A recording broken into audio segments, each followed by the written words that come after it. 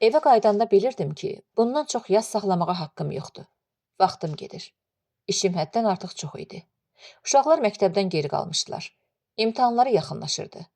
Həyatım dağılmışdı. Hər şeydən pis o idi ki, heç bir gəlirim yox idi. İşimi əldən vermişdim. Bu neçə ayı da Həmidin atasının köməkliyi ilə keçinmişdik. Gərək evin xərcini fikirləşəydim. Bir iş tapaydım. Fikrim neçə yerə getdi. Bu bir həftədə Həmidin atasının evində miras bölmə söhbətləri gedirdi. Bir dəfə əmisinin xanımı ilə Həmidin bibisi mən tərəfə baxa-baxa nənənin evi haqqında danışırdılar. O vaxt bildim ki, bizim yaşadığımız ev Həmidin bibilərinin və əmlərinindir. Həmidin atası indiyə qədər evin xərcini verirmiş. Amma indi öz evlərini geri istəyirdilər. Yaxşısı evi satıb hər kəsin payını vermək idi. Neçə gün sonra da Həmidin bacılarının ərlərinin söhbətinə şahid oldum. Münirənin əri deyirdi. Qanuna görə oğlan atadan tez ölübsə, oğlun ailəsinə heç nə düşmür. Kimdən istəyirsiniz soruşun. Gələcəkdən qorxmaq, təhlükə hissi məni vaxtından tez yasdan çıxartdı.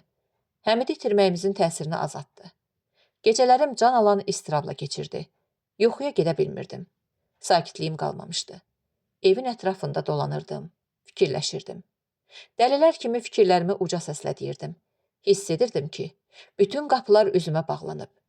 İşsiz, Həmidsiz, Həmidin atası olmadan, evsiz, mirassız qalmışdıq.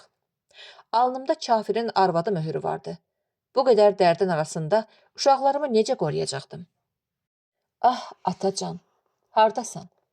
Gördün dediklərin necə düz çıxdı? Qızın yalqız, arxasız qaldı. Bilmirsən sənə nə qədər ehtiyacım var. Gecələrin birində yuxuda gəzənlər kimi dolanırdım ki, telefonun səsi məni özümə gətirdi. Təəccüblə dəstəyə götürdüm. Uzaqdan bir səs soruşdu. Məsumə, sənsən? Qurbanın olum, düzdür ki, Həmid ölüb? Pərvanə idi. Göz yaşlarımı saxlaya bilmədim. Sən hardasan? Kimdən eşitmisən? Deməli düzdür. Bu gecə radioların birindən eşitdim. Hə, düzdür. Həm özü, həm atası. Atası niyə? Atası infarkt keçirtdi. Kədərdən öldü. Allah məni öldürsün. Çox tək qalmısan. İndi ehtiyacın olan vaxtda qardaşların sənə kömək edərlər? Nə qardaş? Heç yasa da gəlmədilər. Quru təsəlli də vermədilər. Heç olmasa bu yaxşıdır ki, özün işləyirsən. Heç kimə ehtiyacın yoxdur. Hansı iş? Qovublar mən işdən. Necə yəni qovublar? Yəni qovublar. Vəssalam. Allah məni öldürsün. Niyə? İndi 2 uşaqla neynirsən? 2 yox, 3. Nə? Nə vaxt 3 oldu? 2 il yarımdır. Məndən xəbərin yoxdur. İndi qızımın 1 yaş yarımı var. Görürsən bir-birimizdən necə aralı düşdük? Sən onlara qahmar çıxırdın. Bizə deyirdin ki, xainik. Buyur. İndi yaxşı oldu. Yaxşı. Doğrudan əgər pul istəsən kömək lazım olsa özümə de. Yaxşı mı? Qəhər boğazımı tutmuşdu. Niyə dinmirsən? Bir şey de. Düşmənlərin tənəsindən qorxum yox. Məni dostlarımın rəhminə möhtac eləmə. O bir neçə saniyə susandan sonra narahatlıqla dedi. Üzr istəyirəm Məsumə. Məni bağışla. Öz əlimdə deyil. Sən ki məni tanıyırsan, ürəyimdə söz saxlaya bilmirəm. O qədər ürəyim yanır ki, bilmirəm nə deyim. Mən sənin üzüntünü heç vaxt görə bilmərəm. Ürəyim rahat et ki, sən istəyinə çatmısan. Yaxşı həyatın var. Fikirləşmirdim belə olacaq. Bilirsən səni nə qədər sevirəm. Məni bacıdan çox yaxınsan. Əgər belə vaxtda bir-birimizə kömək eləməsək, dadımıza kim çatacaq? Sən uşaqlarının canı. Əgər bir şey lazımdırsa mənə de. Çox sağ ol. Mütləq deyərəm. Mənə zəng eləməyin də çox böyük kömək idi. Hələlik hər şeydən çox mənəvi köməyə ehtiyacım var. Sadəcə xahiş edirəm. Əlaqəni kəsmə. Müxtəlif şeylər fikirləşirdim. Dərsliyə getdim. Elə bil bu iş alnıma yazılmışdı. Pərvin xanım söz verdi ki, mənə kömək edəcək. Çox tez başladım. Amma onun işi də yaxşı getmirdi. Bütün müştəriləri getmişdi. Gərək dərindən fikirləşəydim. Bilirdim ki, heç bir dövlət idarəsində məni işə götürməyəcəklər. Balaca, özəl şirkətlərə də müraciət etdim. Amma faydasız idi. Fikirləşdim ki, biraz turşu düzəldib dükanlara verim. Ya da tort, şirini, sadə yeməklər sifarişi alım. Amma necə? Mənim heç bir təcrübəm yox idi. Hər işin də özünə görə problemləri və məhdudiyyətləri var idi. Bu günlərin birində cənab zərgəri zəng elədi. Səsi hər zamankindən daha həyəcanlı idi. Əhvalımı soruşdu. Həmidin ölməyi xəbərini təzə eşitmişdi. Təsəlli verib bizə gəlmək üçün icazə istədi. Sabahı gün 5 nəfər iş yoldaşımla birlikdə evimizə gəldilər. Onları görən kimi bütün dərdim təzələndi. İstəməyərək ağlamağa başladım. Qadınlar mənimlə bərabər göz yaşı tökürdülər. Amma cənab zərgəri sadəcə qızarıb dodaqlarını dişləyirdi. Çalışırdı baxışlarını məndən gizlətsin. Heç vaxt onu belə görməmişdim. Elə ki, hamı sakitləşdi, o dedi. Bilirsiniz, dünən gecə kim zəng edib sizə baş sağlığı verdi? Yox, kim? Cənab Şirazi. Amerikadan zəng eləmişdi. Əslində xəbəri biz ondan eşitdik. Deməli, o Amerikadadır. Fikirləşirdim, inqilabdan sonra qayıdar. Düzdür, qayıtmışdı. Bilmirsən nə halda idi? İndiyə kimi heç bir adamı belə sevincək görməmişdim. İnan, neçə il cavanlaşmışdı. Yaxşı, bəs niyə getdi? Bilmirəm. Gedəndə dedim ki, hara gedirsən? Sən ki arzuna çatmısan? Bilirsən nə cavab verdi? Yox. Nə dedi? Dedi ki, həyat sözdən başqa bir şey deyildi. Ya ölüm arzusu, ya arzu ölümü. Gərək onu idarədə saxlayardınız. Qızım, biz daha özümüzü də o idarədə saxlaya bilmirik. Siz niyə? Xanım müəlləf dedi. Xəbərin yoxdur. Cənab zərgəriyə də tələ qurublar. Nə tələsi? Olmaya siz də bir iş görmüsünüz. Hə, siz gördüyünüz işi görmüşəm. Axı sizə bir şey edə bilməzlər. Cənab Məhəmməd dedi. Necə edə bilməzlər? Bu bəy başdan ayağa tağutidir. Hamı güldü. Mənim də gülməyim tutdu. Cənab zərgəri məndən soruşdu. Yaxşı, siz deyin görək nə iş görürsünüz? Heç, qapı-qapı iş axtarıram. Tapa bilmirəm. Heç nəyim də qalmayıb xərcləməyə. Gecə yenidən cənab zərgəri mənə zəng edib dedi. İstəmirdim ki, uşaqların yanında deyim. Amma əgər doğrudan işə ehtiyacınız varsa, bəlkə müvəqqəti bir şey fikirləşmək olar. Əlbəttə ehtiyacım var. Bilmirsiniz nə vəziyyətdəyəm. Siz mütləq işləməlisiniz. Hələlik bir neçə məqalə və bir kitab redaktə eləməyə razı olsanız yaxşı olar. Pulu azdır, amma pis də deyil. Daimi iş tapana qədər kömək olar sizə. Cənab zərgəri, elə bil Allah sizi mənə xilaskar mələk göndərib. Amma mən o idarə ilə necə həmkarlıq edə bilərəm? Əgər bilsələr, sizə pis olar. Bilmələri lazım deyil. Başqa adla onlarla müqavilə bağlarıq. Yazıları mən özüm sizə çatdıraram. Bu tərəflərə gəlməyinizə ehtiyac yoxdur. Bilmirəm sizə necə təşəkkür edim. Təşəkkür lazım deyil. Siz yaxşı işçisiniz. Ədəbiyyat üzrə sizin kimi savadlı adam azdır. Amma bir yazı makinası tapın. Sabah axşam sizə işləri gətirərəm. Sevindiyimdən bilmirdim nə idim. Amma makinanı hardan tapacaqdım? Bu vaxt Mənsurə zəng elədi. Həmidin bu bacısı hamıdan mehriban, hamıdan qanacaqlı və kömək edən idi. Ondan Həmidin atasının makinasını soruşdum. Dedi, səbir elə, mən Bəhməndən soruşum. Bəlkə onların şirkətində müvəqqəti sənə verə biləcəkləri bir makina olar. Dəstəyi yerinə qoyandan sonra yüngüllük hiss edirdim. Bugün yaxşı gün idi. Beləliklə, bir müddət evdə həm dərzilik, həm maşınla yazmaq və həm də redaktorluq edirdim. Pərvin xanım mənim köməyim, iş yoldaşım olmuşdu. Çox vaxt gəlib Şirini saxlayırdı və birlikdə tikiş tikirdik. Zəhmət haqqımı diqqətlə hesablayıb verirdi. Amma bilirdim ki, haqqımdan çox pul verir. O hələ də gözəl və şux idi. İnanmırdım ki, Əhməddən sonra onun başqa dostu olmaya. Amma nə vaxt Əhməddən danışsa, gözləri dolurdu. O qədər düzgün insan idi ki, öz rahatlığından, sakitliyindən keçə bilirdi. Yazıq Fatimə də əlindən gələn hər köməyi edirdi. Amma özünün də 2 balaca uşağı vardı. Ərinin maaşı məhdud idi. O günlər hər kəs bir şəkildə problemlərlə savaşırdı. Günü-gündən vəziyyətləri yaxşılaşan adamlar ancaq Mahmudla Əli idi. Günbəgün sərvətləri çoxalırdı. Atamın dükandakı payından talon malları alıb, azad bazarda 2 qat baha qiymətə satırdılar. Anam həmişəkindən daha yorğun idi. Çox qocalmışdı. Onu az-az görürdüm və bu görüşlərimdə çalışırdım, qardaşlarımla üzbəüz gəlməyim. Heç bir mərasimdə iştirak etmirdim. Bir gün anam zəng edib, neçə ildən sonra Əlinin xanımının hamilə olma xəbərini verdi. Məni Həzrəti Əbülfəz süfrəsinə dəvət elədi. Dedim, yaxşı, mübarək olsun. Mənim adımdan da təbrik elə. Amma bilirsən ki, mən gəlmərəm. Belə danışma qızım, gərək gələsən. Nə cürətlə süfrəyə arxanı dönürsən? Bilirsən ki, yaxşı olmaz. İstəyirsən ki, yenə başına bədbəxtlik gəlsin? Yox, ana, onları görməyə gözüm yoxdur. Sənin onlarla nə işin? Gəl süfrədə dua elə. Allahdan kömək istə. Ana, düzünü istəsən, mənim də bir süfrədə oturmağa ehtiyacım var. Bir ziyarətə gedib özümü boşaltmaq istəyirəm. Amma istəmirəm o qeyrətsiz qardaşlarımı görüm. Sən uşaqların canı, belə demə. Necə olmasa qardaşlarındır. Əlinin nə günahı var? Mən özüm şahid edim ki, nə qədər o yan bu yana zəng elədi. Mənə görə gəl. Bilirsən nə qədər vaxtı səni görməmişəm. Pərvin xanımın evinə gəlirsən, amma mənə baş çəkmirsən. Ağlamağa başladı. Axır ki, məni razı saldı. Süfrə başında biraz ağladım. Allaha dua elədim ki, ruhumu və cismimi gücləndirsin. Uşaqlarımın gələcəyi üçün dua elədim. Fatimə ilə Pərvin xanım da mənimlə bərabər ağlayırdılar. Səadət qızılla dolu boyun boğazı ilə məclisin yuxarı başında əyləşmişdi. Məndən üz çevirirdi. Anam durmadan təsbih çevirib dodağının altında dua oxuyurdu. Əlinin xanımı da qürurla anasının yanında oturmuşdu. Qabağına tez-tez müxtəlif yeməklər qoyurdular. Qonaqlar gedəndən sonra yer-yığışla məşğul olduq. Uşaqları gəzməyə aparan Sadiq bəy gəldi. Anam uşaqların üzündən öpüb onları həyətdə oturtdu və aş gətirdi. Elə həmin vaxt Mahmud içəri girdi.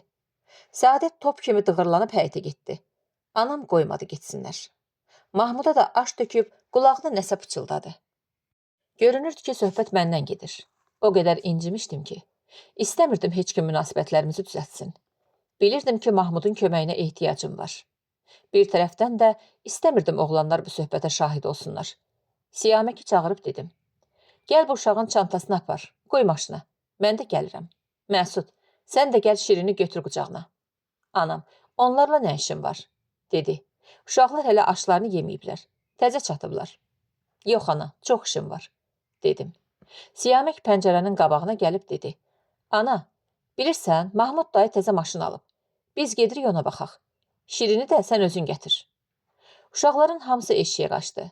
Anam barışmaq proqramını yaxşı qurmuşdu. Belə görünürdü ki, Mahmud da hazır imiş. Uca səslə dedi.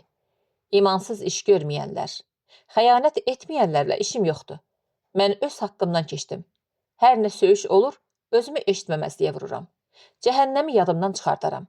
Həzrət buyurub ki, müsəlmanın gərək güzəşdə ola. Amma dinin, Allahın, Peyğəmbərin haqqından keçə bilmərəm. Hirsimdən dil dodağımı gəmirirdim.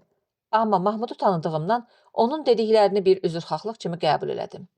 Anam məni səsləyib dedi. Məsumə, bir dəqiqəliyə bura gəl. Paltomu geydim. Mart ayının ortaları idi. Hava ürəyi yatan idi.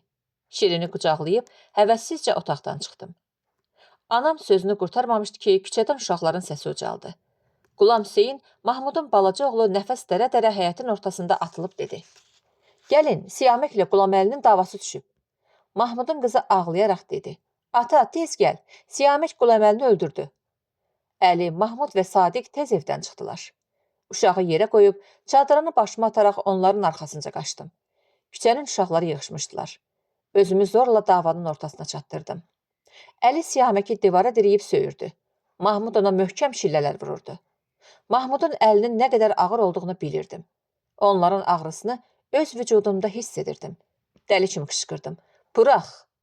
Onun üstünə atıldım. Çadıram yerə düşdü. Özümü Siyaməklə onun arasına atdım. Yumruğumu Mahmudun üzünə tuşladım. Elə bil onun çiyninə dəydi. Rahatlıqla onu tikə-tikə edə bilərdim. Bu ikinci dəfə idi ki, mənim uşaqlarımla belə davranırdı. Sadiq onları kənara çəkdi. Amma mən yumruğumu hazır tutub Siyaməkin qabağında dayanmışdım. Elə bu vaxt gözüm Qulaməliyə sataşdı. O məhəccərin qırağında oturub ağlayırdı. Anasının kürəyini ovxalayıb dilinin altında söyürdü. Hələ də yazıq uşaq düzəməli nəfəs ala bilmirdi. Məlum oldu ki, Siyamək onu itələyib. O da arxası üstə məhəccərin üstünə yıxılıb. Nəfəsi kəsilib. Ürəyim yandı. İxtiyarsız dedim. Bibin qurban, sənə nə olub? Bəkdən üstümə qışqırdı. Sən də, bu dəli oğlun da məndən əl çəkin. Mahmud qəzəbdən dəyişən üzü ilə mənə baxdı. Bax, sənə yenə deyirəm. Sənin bu oğlunu da dara çəkəcəklər.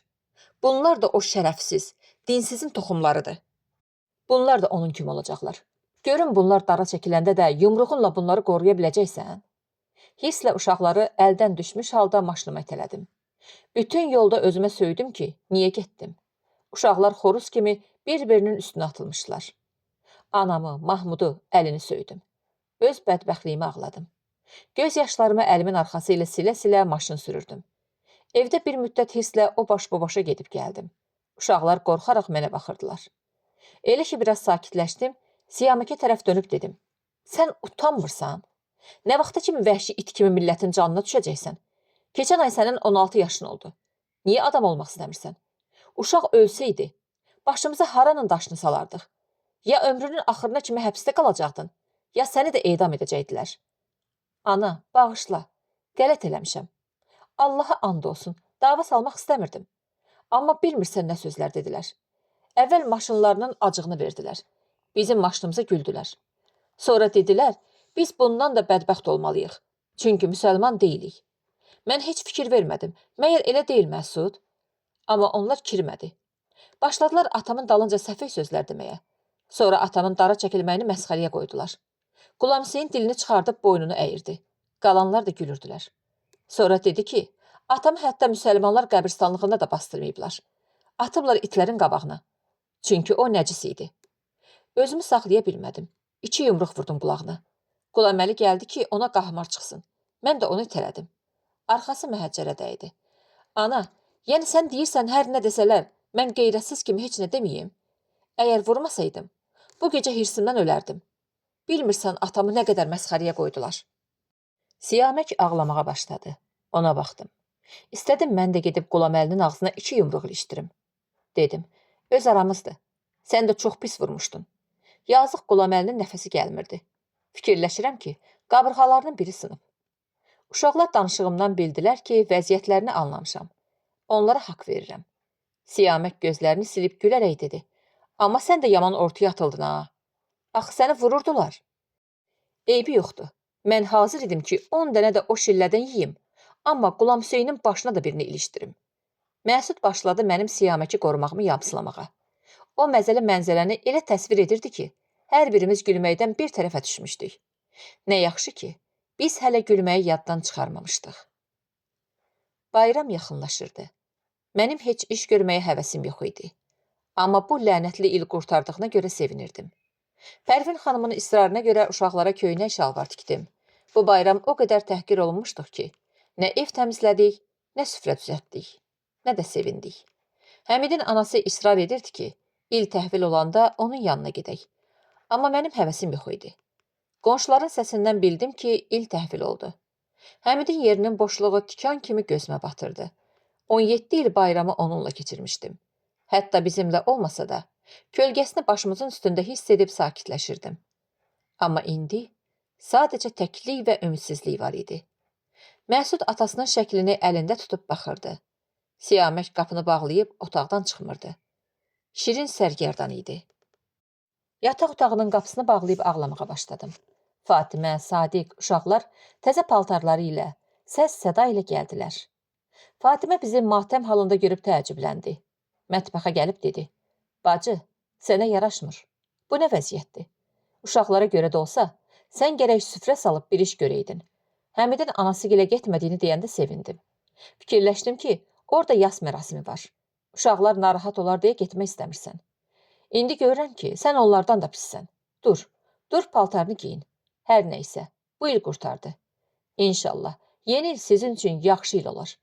Bütün narahatlıqların qurtarar. Bayramdan sonra evin boşalması və satışı başladı. Mənsurə ilə anası razılaşmırdılar. Amma əmilərlə əmərvatları deyirdilər ki, evi satmaq vaxtıdır. Qiymətlər biraz artmışdı və onlar istəyirdilər ki, tezliklə evi satsınlar. Elə ki, xəbəri mənə verdilər. Dedim ki, uşaqların imtahanları qurtarmayınca yerimdən tərpənməyəcəm. Ondan sonra bir şey fikirləşərəm. Amma nə fikir? Uşaqların yeməyini zorla çatdırırdım. Necə ev kirayə tuta bilərdim? Həmidin anası, bacıları çox nigaran idilər. Əvvəl dedilər ki, Həmidin anası ilə bir yerdə yaşayaq. Amma bilirdim ki, Həmidin anası uzun müddət uşaqların səs sədasına, şuluqluğuna dözə bilməz. Mən də istəmirdim ki, uşaqların məhdudiyyətlə yaşasınlar. Nəhayət, Həmidin əmisi dedi ki, qardaşının payından 2 otaq, bir də xaraba qaraj təmir edib, mənimlə uşaqları oraya aparacaq. Beləliklə, həm Həmidin anası tək qalmasın, həm də biz azadlığımızı qoruyaq. Qızların da fikri anaları sarıdan rahat olsun. İmtahanlar başa çatandan sonra Həmidin anasının evindəki təmir bitdi. Amma Siyaməkin şübhəli hərəkətləri qoymurdu ki, mən köçmək haqqında fikirləşim.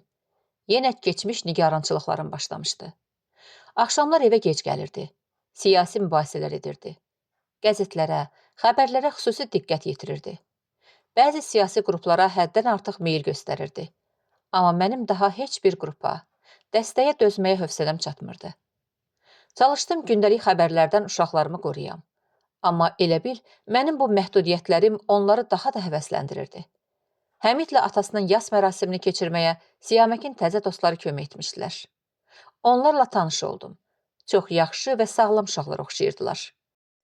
Amma onların pıçıldamağından heç xoşum gəlmirdi.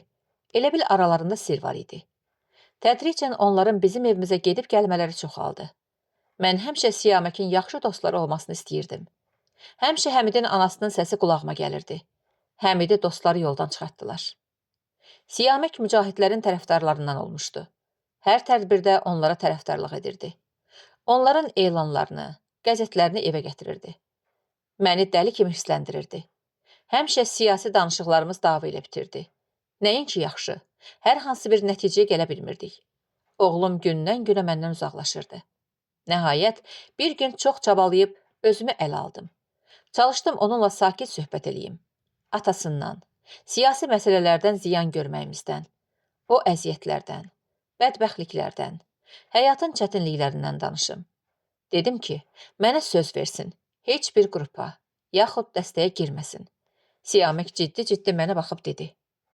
Ana, sən nə danışırsan? Məyər belə şey olar? İndi hamı siyasətçidir. Bizim sinifdə hansısa qrupdan olmayan adam yoxdur. Uşaqların çoxu mücahiddirlər. Çox da yaxşı uşaqdılar. Həm Allahı qəbul edib namaz qılırlar, həm də xalqın azadlığı yolunda mübarizə aparırlar. Mənim onlardan çox xoşum gəlir. Yaxşı dostdular. Məni qoruyurlar. Mən hansısa qrupdan olmasam, tək qalacam. Sən gərək həmişə bir adamdan asılı olasan? Dikəlib özünü müdafiəyə keçdi. Bildim ki, səhv elədim. Səsimi aşağı saldım. Tutularaq dedim. Bağışla, pis məqsədlə demirdim.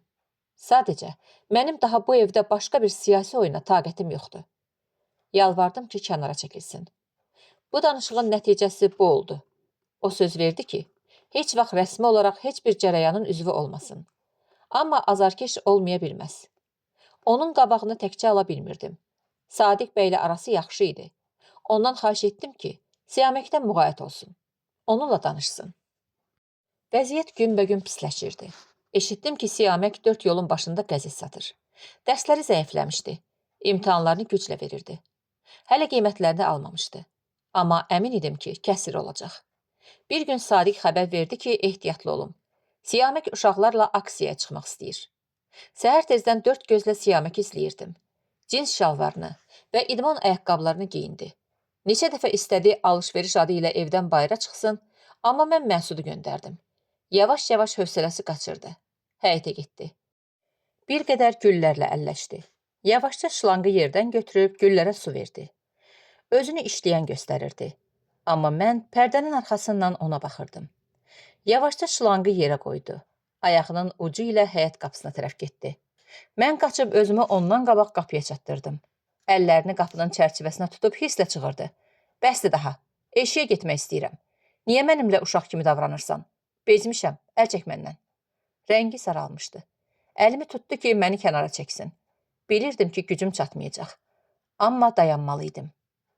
Mənim cənazəmin üstündən keçməmiş, bugün eşiyə çıxa bilməzsən. Yenidən mənə hücum etdi. Məsud köməyimə gəlib qabağımda dayandı. Siyamək mənə olan qəzəbini onun üstünə tökdü. Yumruq təpiklə onun canına düşdü. Dişlərinin arasından cəhənnəm ol cücə, sən nə vaxtdan adam olmuşsan?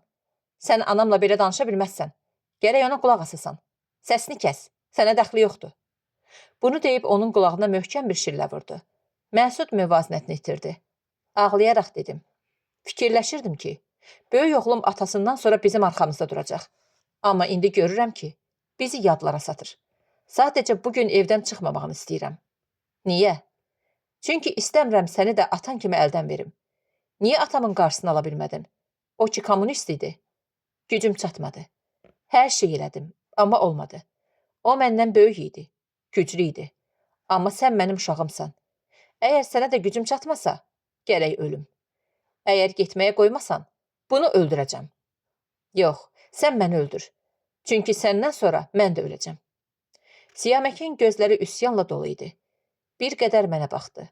Sonra əsəbiliklə pillələrə tərəf getdi.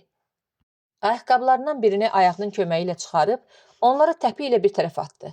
Çarpayıda çömətmə oturdu. 15 dəqiqədən sonra Şirinə dedim. Get qardaşını öp.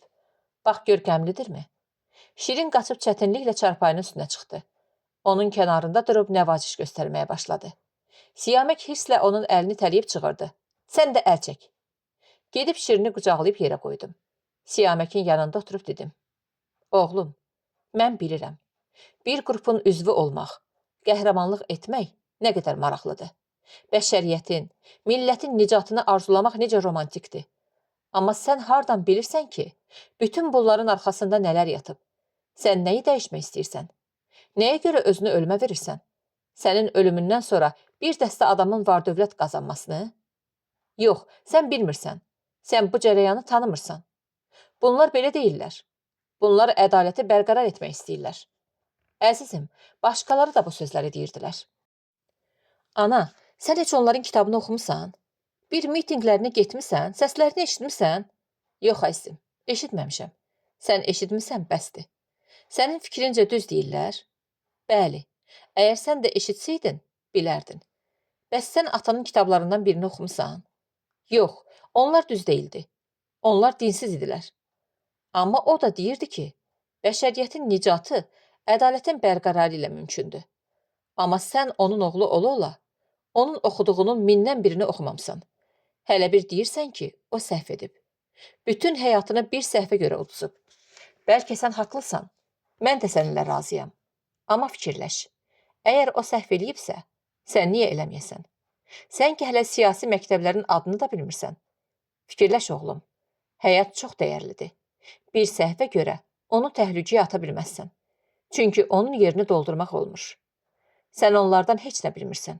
Yersiz danışırsan. Fikirləşirsən ki, bizi aldatmaq istəyirlər. Düzdür, əzizim, sən düz deyirsən. Mən onlar haqqında heç nə bilmirəm. Amma bunu bilirəm ki, kim ki öz mənafiyindən ötürü uşaqların pak hisslərindən, sənin kimilərdən vasitə kimi istifadə edir, onlar yaxşı adam deyirlər. Mən belələrinə qarşıyam. Mən səni yoldan tapmamışam ki, filankəs bəyin qüdrətə çatmasından ötürü qurban verim. O gün axşam ölənlərin və tutulanların xəbəri gəldi. Vəziyyət çox gərgin idi. Siyamək hər gün dostlarından bir neçəsinin həbs olunduğunu eşidirdi. Əsas adamlar isə qaçıb gizlənmişdilər. Amma uşaqlar dəstə-dəstə edam olunurdular. Hər gün günortadan sonra edam olunanların şəxsiyyətlərini və yaşlarını televiziyada elan edirdilər. Mən və Siyamək siyahiyə dəhşətlə qulaq asırdıq. Elə ki, tanış bir ad eşidirdi. Siyamək qəfəsdəki şir kimi özünə qısılırdı. Öz-özümə fikirləşirdim. Yazıq bu uşaqların ata-anaları. Uşaqlarının adını işləndə nə hala düşürlər? Allaha şükür edirdim ki, o gün Siyaməkin getməyinə mane oldum. Millətin qəribə davranışı var idi. Bəziləri heç nə olmamış kimi davranır, bəziləri əsəbi, bəziləri hətta sevincə idilər. Bu qədər təzadlı bir cəmiyyətdə birlik yaratmaq inanılmaz idi. Bir dəfə küçədə keçmiş siyasi həmkarlarımla qarşılaşdım. Məni başdan ayağa süzüb dedi. Nə xəbər, xanım Sadiqi? Elə bil gəmilərin batıb. Çox kefsizsən. Təəccüblə dedim. Bu vəziyyət sizi narahat eləmir? Yox, məncə necə olmalı idi, elə də olub. Hisslə dedim. Bu səbirlilik deyil, yaltaqlıq, qeyrətsizlikdir. Keçmiş həmkarım qaşqabağını salladı. Necə yəni yaltaqlıq? Lüğətdə izahı var, dedim. O il yayın əvvəllərində evdən köçdük. 17 ildən sonra çoxlu xatirələri olan evi tərk etmək asan deyildi. Oranın hər bir kərbicinin məndə bir xatirəsi var idi. Hətta ən acı xatirələr illər keçəndən sonra mənə şirin gəlirdi. Biz hələ də qonaq otağına Şəhrizadın otağı, aşağı otağa nənənin otağı deyirdik. Oranın hər bucağından Həmidin iyi gəlirdi. Hələ də hərdən evin gizli yerlərindən ona aid olan nəsə tapırdım. Mənim həyatımın ən gözəl günləri bu 4 divarlarla keçmişdi. Amma başqa çarəm yox idi. Yığışa başladım. Əşyaların bəzilərini satdım. Bir qədərini atdım. Birazını bağışladım. Fatimə dedi, yaxşılarını özünə saxla. Bəlkə sonra böyük evin oldu. Bunları inqilabdan sonra almışdın. Yadındadır? Hə, o vaxt ümidim var idi. Fikirləşirdim ki, bizim də bir şirin ailəmiz olacaq. Amma indi vecimə deyil. Mənim heç vaxt böyük evim olmayacaq. Olsa da, bu tezliklə olmaz. İndi köçəcəyəm. Evdə də bunları yerləşdirə bilmərəm. Çox balacadır. Yeni evimiz 2 otaq, bir qarajdan ibarət idi. Bir dənə də balaca hamam və tualet vardı. Otaqlardan birini oğlanlarıma verdim. Biri də mənimlə şirin oldu. Çarpayları, uşaqların yazı masalarını, mənim iş masamı, yazı makinası və dərzilik maşınımı bu 2 otaqda yerləşdirmişdik.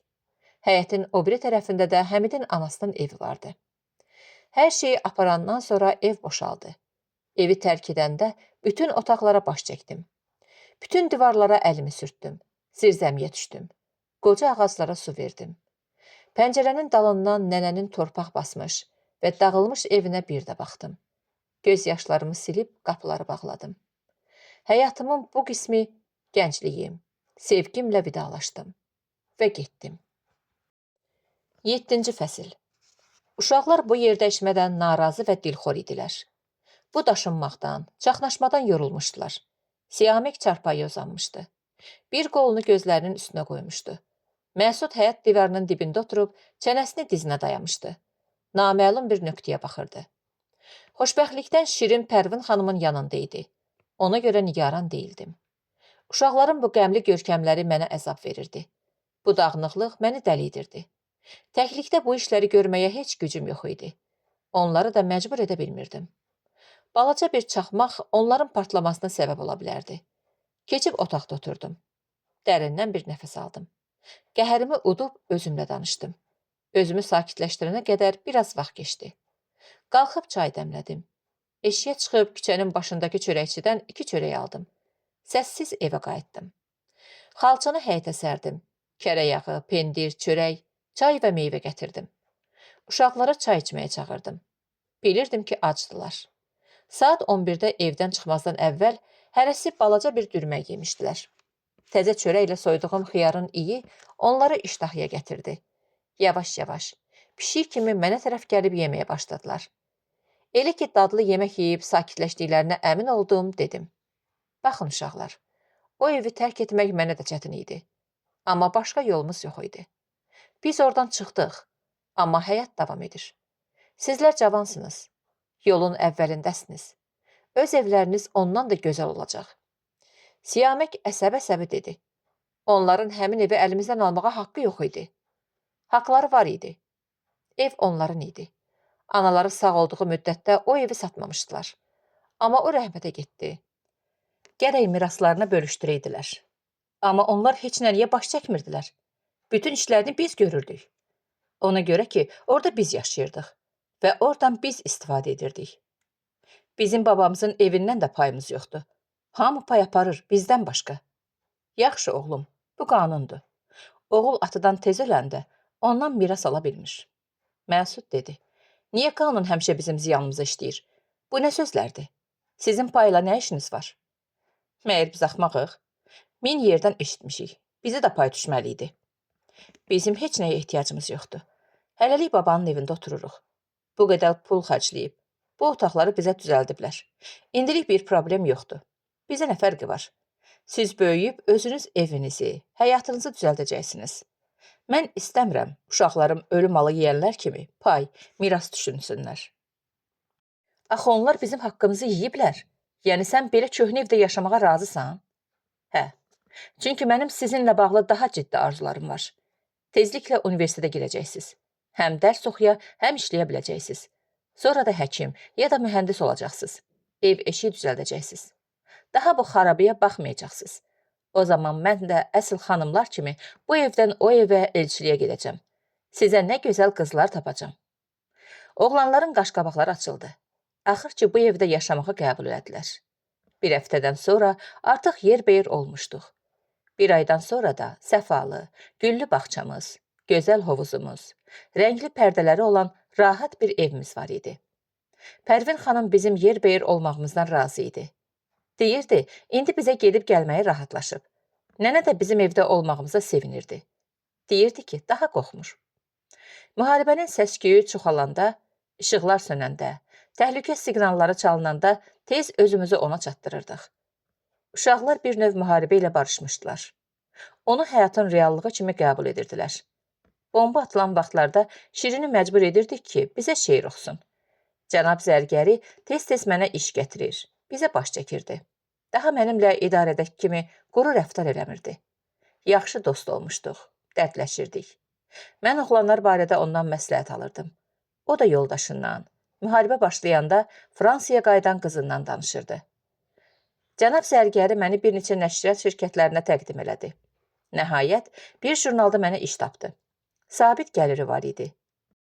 Düzdür, çox deyildi, amma qalan xərclərimi də evdə işləməklə qazana bilirdim. Uşaqları evin yaxınlığında məktəbə yazdırdım. Birinci həftə qaşqabaqla gedirdilər dərsə. Dostlarından uzaqlaşdıqlarına görə çox biçif idilər. Amma bir aydan sonra o mədrəsəni yadlarına belə salmırdılar. Siyamək çoxlu dost tapmışdı.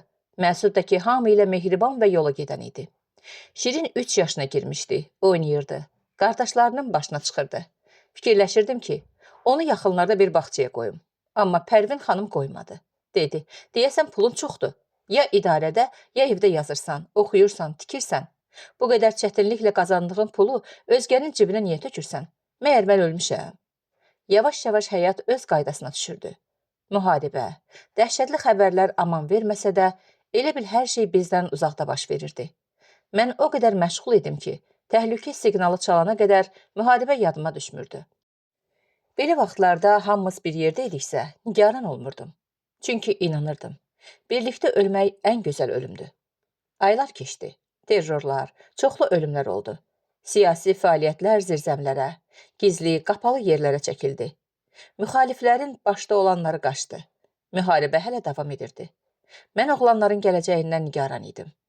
Mənim sözlərim və düşən ittifaqlar Siyaməkə təsir etmişdi. Daha mücahid dostları ilə görüşmürdü. Ya da mən elə fikirləşirdim. Baharın gəlməyi ilə mənim nigaranlığım azaldı. Uşaqlar imtahanlara hazırlaşırdılar. Onların imtahan, universitet məsələsini ortaya atdım.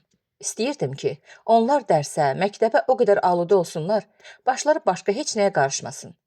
Bir gecə həmişəki kimi bir mətni yazırdım. Oğlanların otağının işığı yanırdı. Qəfildən qapının zəngi məni yerimdə qurutdu. Qəlbim şiddətlə çırpındı. Siyamək otaqdan çıxdı. Təəccüblə bir-birimizə baxdıq. Məsud yuxulu-yuxulu özünü çatdırdı. Zəngin səsi kəsilmirdi. Hər üçümüz qapıya tərəf getdik. Uşaqları kənara itələyib, özüm qapını azacıq açdım. Bir nəfər zorla qapını itələdi. Bir kağızı gözümün qabağına tutdu. Qaranlıqda heç nə görmədim və anlamadım. Məni kənara itələyib içəri girdilər. Siyamək nənəsinin evinə tərəf qaçdı. 2 nəfər arxasınca qaçıb onu tutdu. Çığırıb onlara mane olmaq istədim. Onu buraxın. Mənim də əlimi tutdular. Çığırdım. Axı o neyniyib? Aralarında ən yaşlısı Məsuda dedi. Ananın çadrasını başına sal. Sakit ola bilmirdim. Çığırıb özümdən getdim. Məsud üzümə su səpdi. Özümə gəldim. Siyaməki aparırdılar. Çığırdım. Qoymaram uşağımı aparasız. O nə iş görüb axı? Onu hara aparırsız? Orta yaşlı bir zabit canyananlıqla mənə baxdı. Elə ki, o biriləri Siyaməki apardılar, o yavaşca mənə dedi. Evinə aparırıq. Onunla işləri yoxdur, qorxma. Gələn həftə gəl. Denən ki, İzzətullah Hacı Hüseyni axtarıram. Özüm sənə xəbər verərəm. Sizə qurban olum. Uşağımın başına bir bəla gətirməyin. Sizi and verirəm Allahınıza, uşaqlarınıza. Zabit başını tərpədib getdi. Məsudla küçənin axırına qədər onların arxasınca qaçdıq.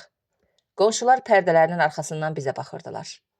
Elə ki, maşın döngədən buruldu, küçənin ortasında oturdum. Məsud birtər məni evə apardı. Siyaməkin titrəyən səsi, qorxan gözləri, rəngi qaçan üzü bir an məni rahat buraxmırdı. Bütün gecəni sayıqlayırdım. Daha bir itkiyə dözə bilməzdim. Oğlumun cəmi 17 yaşı var idi. Doğrudan günahsız idi. Onun yeganə günahı yol ayrıcında qəzet satmaq olub. Səhər birtəhər qalxıb ayaqlarım əsə-əsə tərpəndim. Əlimi əlimin üstünə qoya bilməzdim. Heç kəs köməyimə çatmayacaqdı. Həyatım təkrar olunurdu. Amma bu dəfə gücüm azalmışdı. Paltarımı giyindim. Məsud paltarlı divanın üstündə yatmışdı. Yavaşca onu səslədim. Dedim ki, 2 gün məktəbə getməsin. Pərvin xanım gəlsin. Şirin ona tapşırsın. Fatimə xalasına zəng edib məsələni danışsın. Yuxulu dedi. Budan üzü hara gedirsən? Saat neçədir ki? Saat 5-dir. Gedim Mahmudun yanına. Evdən çıxmamış onu görüm. Yox ana, yox. Onun yanına getmə. Çarəm yoxdur. Onun 1000 dənə tanışı var. Necə olur olsun, olsa məcbur edərəm aparsın məni. Hacı axanın yanına. Yox ana, sən Allah getmə. O heç nə eləməyəcək. Məyər yadında deyil? Yox oğlum, bu dəfə məsələ başqa cürdür. Həmid yad oğlu idi. Amma Siyamək öz qanındandır. Bacısının uşağıdır. Onun qucağında böyüyüb. Yox ana, axı sən bilmirsən. Nəyi? Nəyi bilmirəm? İstəmirdim sənə deyim. Mən dünən axşam evə gələn zabitlərin birini küçənin başında görmüşdüm. Nə olsun? O tək deyildi. Mahmud dayı ilə danışa-danışa bizim evə baxırdılar. Dünya başıma dolandı. Yəni onu Mahmud satıb? Mümkün deyil. Necə ola bilər? Öz bacısı uşağını. Evdən dəli kimi çıxdım. Bilmirəm özümü Mahmudun evinə necə çatdırdım. Qapını güclə çalırdım. Qulam Hüseynlə Mahmud tələsik qapını açdılar. Qulam Əli neçə vaxt idi ki, cəbhəyə getmişdi. Mahmudun əynində ev paltarı var idi. Çığırdım. Şərəfsiz. Bizim evimizə polis gətirirsən? Sən mənim oğlumu tutdurursan? Soyuqqanlılıqla mənə baxdı. Gözləyirdim ki, danacaq. Ya da mənə deyəcək ki, belə şey necə ağlıma gələ bilər? Amma o təmkinini pozmadan dedi. Sənin oğlun mücahid idi. Məyər elə deyil? Yox, mənim oğlumun o yaşı deyil ki, nəsə eləyə bilsin. Bu 1-2 ildə 3 dəfə fikir dəyişib. Heç vaxtda heç bir cərəyanın üzvü olmayıb. Özünü aldatma bacı. Başını kola soxmusan, qalanlardan xəbərin yoxdur. Özüm gördüm ki, qəzet satır. Elə bu? Elə buna görə onu həbsə göndərdin? Borcum idi. Görmürsən nə xəyanətlər edirlər, nə adamlar öldürürlər? Mən dinimi, axirətimi sənin oğluna görə atmayacaqdım ki. Yenə öz oğlum olsaydı, bəlkə də keçərdim. Axı mənim oğlum günahsızdır. O heç nə eləməyib. Bunun daha mənə dəxli yoxdur. Mənim boynumun borcu bu idi ki, onu tanıtdırım. Qalanı İslamın adil məhkəməsinin işidir. Əgər günahsız olsa buraxacaqlar. Əgər səhv etsələr necə? Onlar ki, məsum deyirlər. Mənim uşağım bir səhv üstündə aradan getsin.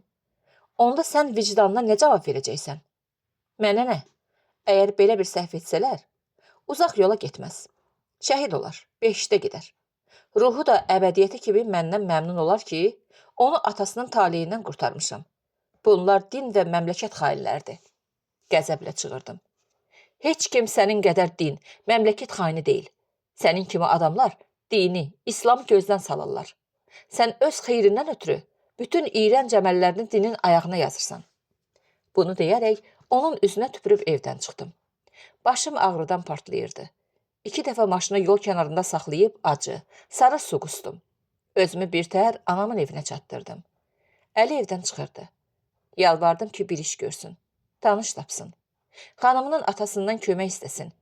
Əli başını tərpədib dedi. Bacı, Allaha and olsun ki, bilmirsən, nə qədər narahatam. Mən Siyaməki çox istəyirəm. Öz qucağımda böyümüşdü. Böyümüşdü. Elə danışırsan, elə bil ki, ölüb. Yox, elə demək istəmirdim. Demək istəyirəm ki, heç kimin əlindən heç nə gəlmir.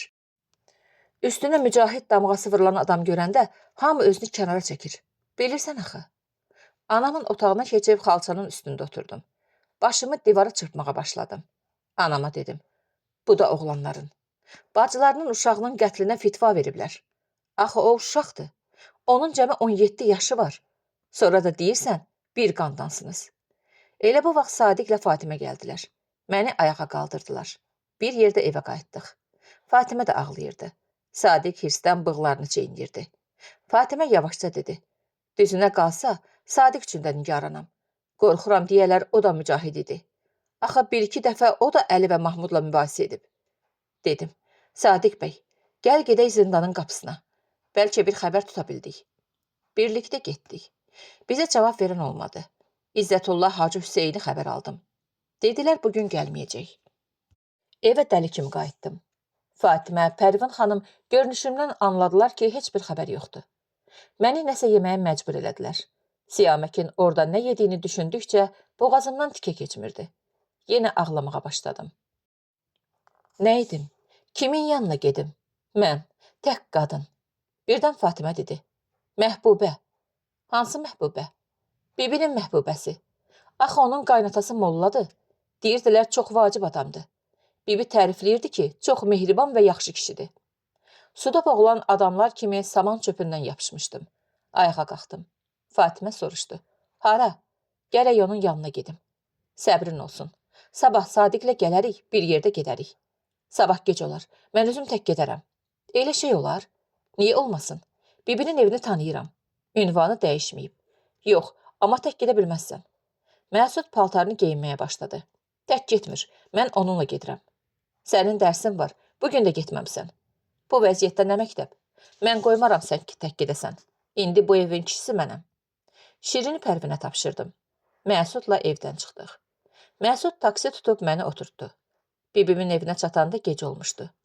Bibim gecənin o vaxtı bizi görəndə təəccübləndi. Üzümüzə heyrətlə baxıb, Allah məni öldürsün, nə olub, dedi. Ağlamağa başladım. Bibi, dadıma çat, uşağım əlimdən gedir. Yarım saatdan sonra Məhbubə ilə əri gəldi. Məhbubə həmişəki kimi şux idi. Biraz da kökəlmişdi. Əri də yaraşıqlı, qanacaqlı və ürəyi yatan oğlan oxşayırdı. Rəftarlarından hiss olunurdu ki, bir-birlərini sevirlər. Özümdən asılı olmadan yenə ağladım. Başımıza gələnlərin hamısını danışdım. Məhbubənin yoldaşı mənə təsəlli verdi. Ümidverici sözlər dedi. Söz verdi ki, sabah məni atasının yanına aparıb ondan kömək istəsin. Biraz sakitləşdim. Bibim məcbur etdi ki, biraz yemək yiyeyim. Məhbubə ağrı kəsici və sakitləşdirici dərman gətirdi. 24 saat acı və ağrı ilə keçən gündən sonra yuxuya getdim. Məhbubənin qaynatası yaxşı, üzü nurlu bir insan idi. Mənim gözlərimin yaşından bərk təsirləndi. Mənə təsəlli verdi. Bir neçə nəfərə zəng elədi. Bəzi adlar yazıb Möhsünə verdi. Ona tapşırdı ki, mənimlə Tehrana qayıtsın. Tehrana çatar-çatmaz Möhsün müxtəlif adamlarla əlaqə yaratdı. Səhərə görüş vaxtı aldı. Səhər bir yerdə zindana getdik. Zindandakı məmur Möhsünlə xoşbeş eləyəndən sonra dedi. Onun solçulara tərəf olması məlumdur. Amma hələ onun əleyhinə etibarlı bir sənəd tapmamışıq. Qanuni mərhələlər keçəndən sonra azad edərik. Onun bu sözləri məni 10 ay ayaq üstə saxladı. 10 ay sürən qara və dərdli günlər. Hər gecə yuxuda görürdüm ki, oğlumun ayaqlarını bağlayıb şallaq vururlar. Ayaqlarının dərisi şallağa yapışıb. Çığıraraq yuxudan dururdum. Siyaməkin tutulmağından bir həftə sonra aynada gözüm özümə sataşdı. Arıqlamış, solmuş və qocalmışdım. Saçımda bir cəngə ağ tük vardı. Həmidin edamından sonra onsuz da saçıma dən düşmüşdü. Məhbubə, onun əri və qaynatası ilə tez-tez əlaqə saxlayırdım. Deyirdilər ki, nigaran olmayın, onu azad edəcəklər. Sevinirdim. Amma birdən yadıma düşdü ki, bəzən azad olmağa həyatdan azad olmaq anlamında deyirdilər. Bütün bədənim titrəməyə başlayırdı. Məni bir tərəfdən qorxu, bir tərəfdən ümid öldürürdü. Çalışırdım bacardığım qədər çox işləyim ki, az fikirləşim. Universitetlərin açılması xəbəri yayıldı. Qalan bir neçə dərslərimi bitirib, neçə illər çəkdiyim zəhmət nəticəsiz qalmasın deyə təzədən universitetə müraciət elədim. Son dərəcə soyuq və qaşqabaqla dedilər. Sizin universitetə girməyə haqqınız yoxdur. Axı mən qəbul olunmuşam, kursları da bitirmişəm. Sadəcə imtahan verməliyəm. Xeyr, siz universitetdən xaric olunmusunuz. Niyə? Məmur istehsalı gülüşlə dedi. Yəni siz özünüz səbəbini bilmirsiniz? Siz bir kommunistin həyat yoldaşı, bir xain münafiqin də anasısınız. Əsəbi halda dedim. Mən onların ikisi ilə də fəxr edirəm. Siz istədiyiniz qədər fəxr edə bilərsiniz, amma bizim İslami universitetdən diplom ala bilməzsiniz. Bilirsiniz, mən nə qədər bundan ötürü zəhmət çəkmişəm. Əgər universitetlər bağlanmasaydı, mən bu diplomu neçə il əvvəl almışdım. Məmur laqeydcə çiyinlərini çəkdi. Daha bir neçə nəfərlə danışdım. Amma heç bir nəticəsi olmadı. Bütün zəhmətlərim puç olmuşdu. Mart ayının əvvəlləri idi. Mülayim hava vardı. Yazın sərin iyi havada dolanırdı. Sadiq maşını təmir aparmışdı. Piyada işə getdim. Saat 2-də Fatimə zəng elədi. Axşam işdən birbaşa bizə gəl. Sadiq maşını təmirdən gətirib. Evə gedib uşaqları bura gətirər. Həvəsim yoxdur. Evə gedəcəm, dedim. Yox, mütləq gəlməlisən. Səninlə işim var. Nə işin var? Nəsə bir xəbər var? Yox, Məhbubə zəng elədi. Dedi ki, Tehrandadılar. Mən də dedim, gəlsinlər bura. Bəlkə bir xəbərləri oldu.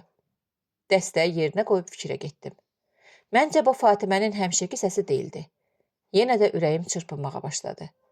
Evə zəng edib Pərvin xanıma dedim. Şirini hazırla. Sadiq gəlib uşaqları evlərinə aparacaq. Gülüb dedi. Gəlib, Məsudu gözləyirlər. Sən nə vaxt gedəcəksən? İşim qurtaranda gedəcəm. Pərvin xanım, düzünü de, nə xəbər var? Heç bir xəbər yoxdur. Əgər bir xəbər olsaydı, Sadiq bəy deyərdi. İşi qurtaran kimi idarədən çıxdım. Yoluma çıxan birinci taksini saxlayıb Fatimənin evinə getdim. Fatimə gizlətməyə çalışdığı həyəcanla qapını üzüm açdı. Diqqətlə ona baxdım. Salam bacı, nədir? Niyə belə baxırsan? Düzünü de, nə xəbər var? Gərək elə həmişə xəbər ola ki, sən bizə gələsən? Firuzə qaçaraq qucağıma atıldı. Şirin də özünü mənim qucağıma atdı. Məsuda baxdım. O da sakit və fikirli idi. Özümü ələ alıb içəri girdim. Yavaşca Məsuda dedim. Məsud, nəsə bir xəbər var? Bilmirəm, biz təzə gəlmişik. Mənə də hər şey şübhəli gəlir. Hey bir-birləri ilə pıçıldaşırlar. Çığırdım. Fatimə, nə xəbər var? Dəli oluram axı. Sən Allah sakit ol. Nə olsa yaxşı xəbərdir. Ürəyin rahat olsun. Siyaməkdən bir xəbər var?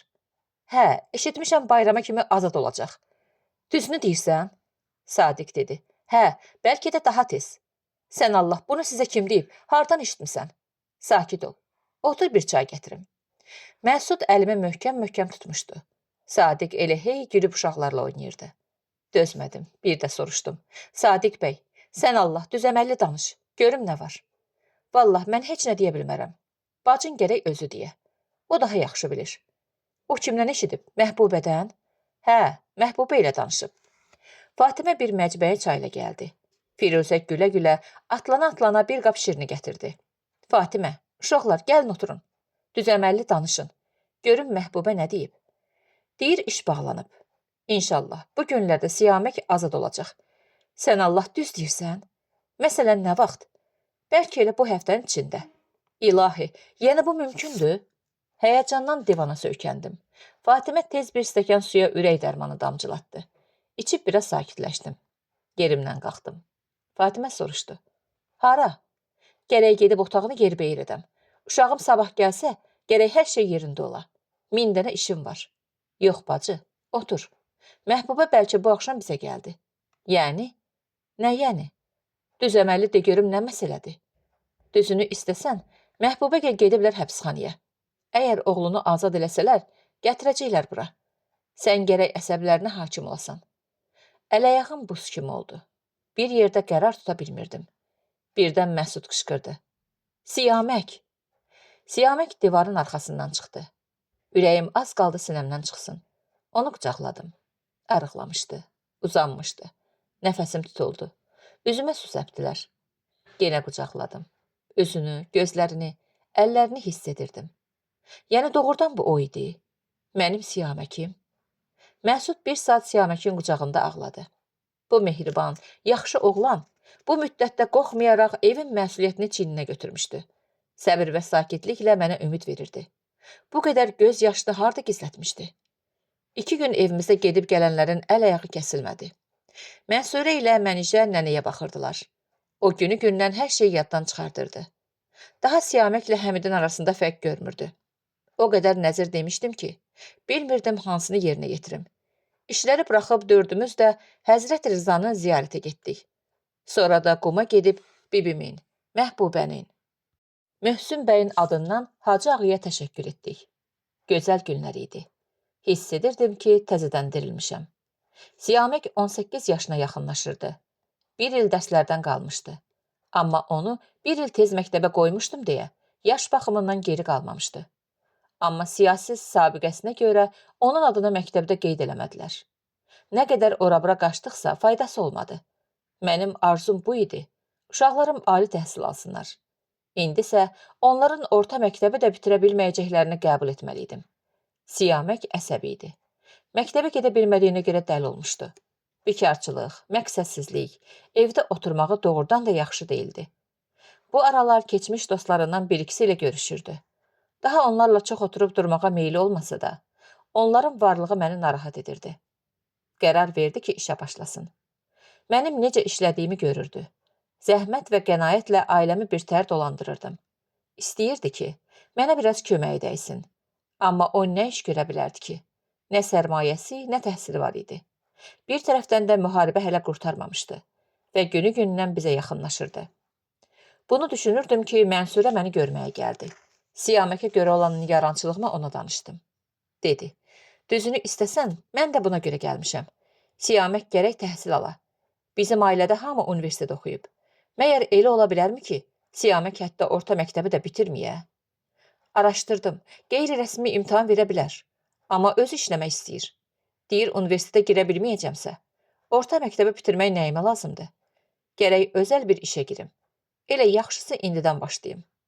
Məsuməcan, düzünü istəsən, mənim başqa planım var.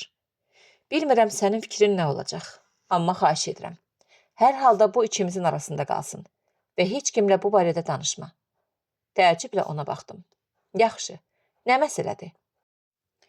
Bilirsən, mənim ərdəşirim 1 ildir ki, orta məktəbi bitirib. Gərək əskərliyə gedə. Bu müharibənin də bitməyi yoxdur. Mən də heç cürə onu müharibəyə göndərmək istəmirəm. Özün də bilirsən ki, o uşaqlıqdan qorxaqdır. O qədər qorxaqdır ki, güllədən də ölməsə, qorxudan ölə bilər. Biz də qərar verdik ki, onu ölkədən çıxaraq. Ölkədən çıxarasız? Necə? Axı bunlar ölkədən çıxa bilməzlər. Elə problem də bundadır. Gərək sərhəddən qanunsuz çıxardaq. Bir nəfər tapılıb, 250 tümən alır. Uşaqları ölkədən çıxardır. Mən fikirləşdim, ikisini bir yerdə göndərək. Hər ikisinin xeyrinədir. Bir-birlərindən müğayət olarlar. Sənin fikrin nədir? Vallah, yaxşıdır. Amma mən gərək pulunu düzəldim. Çox nigaran olma. Əski artığını biz kömək edərik. Bir yerdə olmaları vacibdir. Bəlkə də ərdəşirin çox xeyrini olar. Çünki Siyamək öz çulunu sudan çıxarda bilər. Maşallah, əsl kişidir. Amma ərdəşirin köməyə ehtiyacı var. Əgər bilsə ki, tək deyil, rahat gedər. Biz də arxayın olarıq. Bəs hara getsinlər? O qədər yer var ki, biz araşdırmışıq. Hər yerdə qaçqın qəbul edirlər. Bunlar orada təhsil ala bilərlər. Onlara maaş da verərlər. Sən nədən nigaransan? Təkcə pula görə? Yox, əgər bilsən ki, uşağımın xeyrinədir, həyatımı da sataram. Borc alıb göndərərəm. Amma gərək əmin olum ki, xeyrinədir. Gərək fikirləşim, özü ilə də danışım. Mənə 1 həftə vaxt ver. 2 gün öz-özümə fikirləşdim ki, neyniyim? Görəsən bu yaşda uşağı qaçaqçının əlinə tapşırmaq düz işdir. Sərhəddən keçmək nə qədər təhlükəlidir. Sonra qərib ölkələrdə yaşamaq var. Tək başına dünyanın o biri tərəfində yaşamaq var. Əgər kömək lazım olsa, kim onun dadına çatacaq? Gərək bəzi adamlarla danışardım. Gizlincə məsələni Sadiq bəyə danışdım. Dedi, vallah, mən nə deyim? Bilmirəm. Hər işin bir riski var. Bu da təhlükəli işdir. Bir tərəfdən də xaricdə yaşamaq haqqında mənim heç bir təsəvvürüm yoxdur. Amma çoxlarını tanıyıram ki, keçmişdə mühacir olublar. Əlbəttə, geri qaytarılanlar da var. Səhər cənab zərgəridən işləri təhvil almalıydım. O xaricdə təhsil almışdı. Mənə yaxşı məlumat verə bilərdi. Mövzunu danışdım. Dedi, əlbəttə, mənim sərhəddən qanunsuz keçmək təcrübəm yoxdur. Bilmirəm nə qədər təhlükəlidir. Bu risklidir. Adam gərək özü qərar verə. Amma əgər onu qaçqın kimi qəbul etsələr, maddi problemləri olmayacaq. Həbsdə olduğuna görə mütləq qəbul edəcəklər. Əgər özünün potensialı olsa, ən yaxşı təhsili ala bilər. Qürbətdə onun tək dərdi təkliyi olacaq. Bu da çox ciddidir. Bu yaşda uşaqlar ümumiyyətlə psixoloji problemlər tapırlar. Nəinki dərs oxuya bilmirlər. Bəlkə təbii yaşamlarını da yaşaya bilmirlər. İstəmirəm səni qorxudum. Amma bu cür uşaqlarda canlarına qəsd etmə halı çox olur. Bu işə o vaxt qol qoy ki, o tərəfdə doğrudan mehriban, ürəyi yanan bir adam tapa biləsən. Ondan müğayət olacaq biri olsun. Xaricdə tanıdığım və inandığım bir adam var idisə, o da Pərvanə idi. Öz evimizdə telefonları dinləyərlər qorxusu ilə Mənsurənin evindən ona zəng elədim. Elə ki, hadisəni ona danışdım, sevinərək dedi. Hə, mütləq gəlsin. Bilmirsən, ona görə nə qədər nigaranam. Sən Allah, necə olsa onu göndər bura. Sənə söz verirəm ki, ondan müğayət olacam. Öz oğlum kimi baxacam ona. Sən nigaran olma. Onun sözləri nigaranlığımı azaltdı. Daha Siyaməklə danışa bilərdim. Bilmirdim o nə reaksiya verəcək. Şirin yatmışdı. Sakitcə oğlanların otağının qapısını açıb içəri girdim. O çarpayda uzanıb dama baxırdı. Məsud stolunun arxasında oturub dərs oxuyurdu. Onun yanında oturub dedim. Sizinlə danışmaq istəyirəm. Siyamək dikəldi. Məsud da işini dayandırıb mənə tərəf döndü. Nə olub ana? Təzə nəsə olub? Yox oğul. İstəyirəm Siyaməkin gələcəyinə görə bir qərar verək. Nə qərar? Məyər biz qərar verə bilirik? Bizə hər nə desələr gərək baş üstə deyək. Yox oğul, elə deyil. Mən bir həftədir ki, səni xarici göndərmək haqqında fikirləşirəm. Bəh. Bəs pulu hardan alacaqsan? Bilirsən nə qədər pul lazımdır? Heç olmasa 200 min tümən.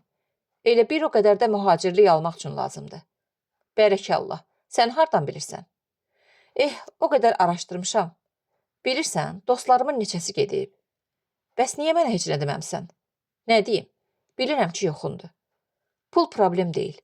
Əgər sənin xeyrinə olsa taparam. Sən sadəcə, de görüm, istəyirsən ya yox? Əlbəttə ki, istəyirəm. Niyə də yox? Sən gedib nə eləmək istəyirsən? Gedib dərs oxuyacam. Burada mənim gələcəyim yoxdur. Universitetə də qoymayacaqlar. Fikirləşmirsən ki, bizə görə darıxarsan? Çox darıxacam. Amma nə vaxta kimi sənin əlinin altında oturub, sənin tikməyini, yazmağını görüm. Gələcəyim necə olacaq? Gərək sərhəddən qanunsuz keçəsən. Çox təhlükəlidir. Bu riski qəbul etməyə hazırsan? Bunun riski əskərlikdən, cəbhəyə getməkdən çox deyil. Düz deyirdi. Tezliklə gərək əskər gedəydi. Belə görünürdü ki, bu müharibə hələ qurtarmaq istəmiş. Amma əgər səni göndərsəm, bir neçə şərtim var. Gərək söz verəsən. And içirsən ki, yerini yetirəcəksən? Söz verirəm. Birinci şərtim. Heç bir halda, heç bir siyasi qrupa qoşulmayasan. İkinci şərtim. Mümkün olduğu yerə qədər, yuxarı dərəcələrə qədər oxuyub, savadlı bir adam olasan. Üçüncü şərtim. Bizi yaddan çıxarmayasan. Eləyə bildiyin hər vaxtda bacının, qardaşının da əlindən tutub kömək edəsən. Söz verməyə ehtiyac yoxdur. Bunları onsuz da eləyəcəm. Hamı belə deyir. Amma sonda yadlarından çıxır. Necə ola bilər ki, sizi yaddan çıxardım? Siz hamınız mənim həyatımsınız. Mənim bircə arzum var ki, bir gün sənin yaxşılıqlarının, zəhmətlərinin əvəzinə çıxım. İnan, dərslərimi yaxşı oxuyacam. Siyasətlə də heç işim yoxdur. Düzünü istəsən, hər nə siyasi cərəyan varsa, ürəyimi bulandırır. Saatlarla necə getmək, necə pul tapmaq, gələcək planlar haqqında danışırdıq. Siyamək elə bil canlanmışdı. Həyəcanlı və ümidli idi. Eyni zamanda nigaran və istirablı idi. 2 dənə xalça, qalan qızıllar, hətta toy üzüyümü və Şirinin qolbağını da satdım. Biraz da Pərvin xanımdan borc aldım. Amma hələ də az idi. Cənab zərgəri bir gün 50 min tümən pulla evimizə gəldi. Dedi, bunlar sənin avanslarındır. Axı mən bu qədərlik sifariş almamışam. Birazını da özüm qoymuşam. Nə qədər? Gərək bilim. Nə qədər borcluyam? Borcumu necə verim? Çox qoymamışam. Mən özüm hesabımı bilirəm. Gələcək maaşlarından azaldaram. Həftə tamamında Mənsurəyə 250 min tümən verdim. Qətiyyətlə dedim ki, biz hazırıq. Heyran mənə baxıb dedi. Bu qədər pulu hardan tapdın? Mən sənin üçün 100 min tümən qoymuşdum qırağa. Çox sağ ol, özüm düzəltdim. Pakistanda birinci ayların xərci və ərzaq almaq üçün necə? Ona da varındı? Yox, amma düzəldəcəm. Sən hələlik bunu saxla. Həmin adamla danış. Yox, sərhəddən keçirməyin pulu var. Yaxşı, onda mən o pulu sənə tədricən qaytararam. Lazım deyil. Bu sizin öz pulunuzdur. Uşaqların payıdır. Əgər Həmid bir həftə gec ölsəydi, bu evdən sizə də pay düşəcəkdi. Əgər Həmid ölməsəydi, ata da indi sağ idi. Bir cavan, arıq və qara paltarlı qaçaqçı ilə danışmağın da bir ayrı dastanı var idi. Rəmzi adı Mehin xanım idi. O sadəcə Mehin xanıma axtaranlara cavab verirdi. Qərara gəldik ki, uşaqlar hazır olsunlar. Zahidan şəhərinə getsinlər. O söz vermişdi ki, dostlarının köməkliyi ilə onları sərhəddən keçirdib Pakistanda, Küveyt şəhərindəki beynəlxalq təşkilatların ofisinə çatdıracaq. Deyirdilər onlara qoyun dərsi geydirirlər. Qoyunların içində sərhəddən keçirdirlər. Bu sözləri eşidəndə bədənim titrədi. Amma çalışırdım Siyamək mənim dəhşətimi, tərəddüdümü görməsin. Xəbər gələn gecə uşaqlar Mənsurənin əri Bəhmənxanla Zahidana tərəf yola düşdülər. Sağollaşmaq zamanı hiss edirdim ki, vücudumun bir hissəsini canımdan ayırırlar. Bilmirdim yaxşı iş gördüm ya yox. Ondan uzaqda olmaq dərdi bir tərəfdən, onu gözləyən təhlükə bir tərəfdən. O gecə səhərə kimi canamazdan başımı qaldırmadım. Dua edib göz yaşı döktüm. Oğlumu ona tapşırdım. 3 gün dəhşət və nigaranlıqla keçdi. Ta ki sərhəddən sağ-salamat çatmaq xəbərlərini eşitdik. 10 gündən sonra İslamabada çatmışdılar. Özü ilə danışdım. Səsi uzaq və qəmli idi. Siyaməkin getməyi Məsudu çox təsirləndirmişdi. Mənim gecələr ağlamağım onu çox incidirdi. Mənsurənin halı məndən də pis idi. O həmin günə kimi bir gündə uşağından ayrılmamışdı. 4 aydan sonra bir gecə Pərvanə zəng edib dəstəyi Siyaməkə verdi. Sevinməkdənsə çığırırdım. O məqsədinə çatmışdı. Pərvanə məni əmin elədi ki, Siyaməkdən müğayət olacaq. Amma Siyamək bir müddət gərək Qaçqın kəndində qalaydı. Orada dil öyrənməyə başlamışdı. Tezliklə məktəbə, sonra universitetə girdi. Texniki universitetdə təhsilinə davam etdi. Heç vaxt sözünü unutmadı. Pərvanə elə etmişdi ki, oğlum bütün tətilini onların evində olurdu. Beləliklə, mütəmadi olaraq onun vəziyyətindən xəbər alırdım. Pərvanə onun uğurlarından mənə həvəslə danışırdı. Çox sevinirdim. Başı ucu idim. Hiss edirdim ki, vəzifəmin 1/3-ni yerinə yetirmişəm. Var gücümlə işləyirdim. Yavaş-yavaş borclarımı verdim. Məsud diqqət və həssaslıqla məndən və həyatımızdan müğayət olurdu. Evin atalıq rolunu və dərs oxumağı yaxşı yerinə yetirirdi. Həyatımızda bir sakitlik yaranmışdı. Amma bilirdim ki, bu hal müvəqqətidir. Çünki evlər yıxan bu əbədi müharibə qurtarmırdı. Təzədən gülməyə alışdığım günlərin birində cənab zərgəri mənə evliliyi təklif elədi. Bilirdim ki, onun fransız xanımı və uşağı İrandan gediblər. Amma boşanmalarından xəbərim yox idi. Cənab zərgəri çox dərrakəli və yaxşı adam idi. Onunla ailə qurmaq mənim bir çox maddi və mənəvi problemlərimi həll edə bilərdi. Mən də ona qarşı laqeyd deyildim.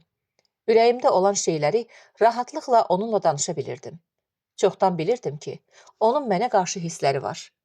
Həmiddən heç vaxt tam görə bilmədiyim diqqəti o mənə verə bilərdi. Həmid öləndən sonra o 3-cü adam idi ki, mənə elçilik edirdi. İkisini heç bir tərəddüdsüz, həmin anda rədd eləmişdim. Amma zərgəriyə nə cavab verəcəyimi bilmirdim. Onunla evlənməyim hər cəhətdən yaxşı olardı. Amma Məsud neçə vaxt idi ki, məni gözdən qoymurdu. Əsəbi və qərarsız idi. Bir dəfə dedi, ana, bizim heç kimə ehtiyacımız yoxdur, eləmi? Hər nə istəyin olsa mənə de. Mən tapıb düzəldərəm. Bu zərgər bəyə də deyin ki, bura gəlməsin. Daha onu görmək istəmirəm. Mən öz vəzifəmi bilirdim. Mən uşaqlarımın atalarının boş qalan yerini doldurmalıydım. Bir neçə gündən sonra cənab zərgəridən üzr istəyib ona rədd cavabını verdim. Amma xahiş elədim ki, heç vaxt dostluğunu məndən əsirgəməsin. 8-ci fəsil. Həyat elə gətirmişdi ki, indi mən rahat nəfəs alırdım. Həmişə belə sakitlik olanda, axırda nəsə qəfil bir hadisə baş verirdi. Siyaməkin getməyi ilə həyatımızın əsas problemi həll olmuşdu. Ondan ötürü çox darıxsam da, heç vaxt onu göndərdiyimə görə peşman olmadım. İstəmədim ki, geri qayıtsın. Şəkli ilə danışırdım. Çoxlu məktublar yazırdım. İstəyirdim ki, onun hər şeydən xəbəri olsun, bizi unutmasın. Məsud o qədər sakit və mehriban idi ki, nəinki heç vaxt mənə problem yaratmırdı. Əksinə, qayğılarımı azaldırdı. Bütün işləri çiyninə götürürdü. Amma özündən tam razı değildi. Çox zaman nigaran mənə baxırdı. Xəstələnəcəyimdən qorxurdu. Şirin bacısı bir öpüşlə, bir sığalla ona istədiyini elətdirirdi. Məsud onunla ata kimi rəftar edirdi. Adını məktəbə yazdırdı. Müəllimləri ilə danışırdı. Onu məktəbə aparıb gətirirdi. Məktəb ləvazimatı alırdı. Bombalar atılanda onu qucaqlayıb pillələrin altında gizlədirdi. Bütün analardan fərqli olaraq, onların böyüməyinə sevinmirdim. Qorxurdum. Müharibənin davamı ilə qorxularım şiddətlənirdi. Hər il öz-özümə deyirdim, gələn il qurtaracaq. Amma bu müharibə bitmirdi. Ətrafımda, qonşularımda şəhid olan uşaqlar məni dəhşətə gətirirdi. Qulaməlinin şəhidlik xəbəri ilə özümü lap itirdim. Amma öz əlimdə deyildi. Qardaşımın evinə ayaq basa bilmirdim. Neçə aydan sonra Səadəti anamgildə gördüm. Qocalmışdı, sınmışdı. Üzünün, boynunun dərsi sallanmışdı. Onu görən kimi gözlərimin yaşını saxlaya bilmədim. Qucaqladım. Bilmirdim uşağını itirən anıya necə təsəlli verim. Sonralar uzun zaman anamı görməyə getmədim. Pərvin xanımın evinə baş çəkirdim. Amma ürəyim istəmirdi ki, onların evinin qapısını döyüm. Mənim həyatımın sakit günləri müharibənin ortasında, yoxsulluqda, iş gücdən yorularaq keçdi. Siyaməkin gedişindən 2 il sonra Həmidin anası xərçəng xəstəliyindən öldü. O öləndə nəvələrinin bir-birindən ayrı düşməmələrini, dərbədər olmamalarını vəsiyyət elədi. Mənsurə anasının bu arzusunu yerinə yetirdi. O biri bacılarının qabağında divar kimi dayandı. Əri mühəndis idi. Sürətlə nənənin evini söküb, yerinə bir neçə mərtəbəli bir imarət tikdi. 2 il səsküy, toz torpaq içində yaşadıq. Ta ki, gözəl 4 mərtəbəli bir ev hazır oldu. Hər mərtəbə 150 kvadratlıq bir mənzil idi. Təkcə 3-cü mərtəbə 300 kvadrat idi. Mənsurə orada yaşayırdı. Bizə də 1-ci mərtəbədə mənzil verdilər. 2-ci mərtəbə Minuriyə çatdı. Mənişəyə 2 mərtəbə verdilər. O ikisini də kirayəyə verdi. Siyamək bizim bir mərtəbəmizin olduğunu eşidəndə telefonda əsəbliklə dedi. Gərək sizə də ikisini verəydilər. Birini kirayə verib xərclərinizi ödəyərdiniz. Bu bizim haqqımız idi. Gülüb dedim. Ay uşaq, sən hələ əl çəkməmsən? Onu da verməyə bilərdilər. Sən onu fikirləş ki, biz heç bir xərc çəkmədən təmiz, gözəl bir mənzil sahibi olmuşuq. Buna görə gərək şükür eləyək. İllər sürətlə keçdi. Məsud orta məktəbin axırıncı sinfinə çatdı. Amma hələ müharibə davam edirdi. Hər il yaxşı qiymətlərlə yuxarı sinfə keçəndə ürəyim üzülürdü. Deyirdim, nə tələsirsən oğlum? Hələ 1-2 il gec bitir məktəbini. Ana, nə danışırsan? Yəni istəyirsən mən sinifdə qalım? İstəyirəm ki, müharibə bitənə qədər sən orta məktəbdə qalasan. Yox, mən gərək tez böyüyüm. Tezliklə sənin çiyinlərindən ailənin yükünü götürüm. İşləmək istəyirəm. Əskərlikdən də narahat olma. Söz verirəm, universitetə girəcəm. Yenə bir neçə il fürsətim olacaq.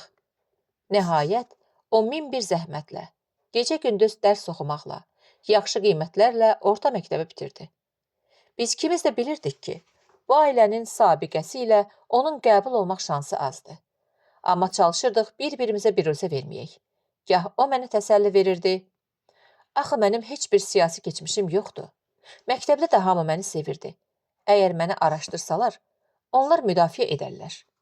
Amma bu ümidlər boşuna idi. O ailəsinin siyasi məsələlərinə görə universitetə girməkdən məhrum oldu. Bu xəbəri eşidəndə yumruqlarını stolun üstünə çırpırdı. Kitablarını pəncərədən eşiyə atdı. Zar-zar ağladı.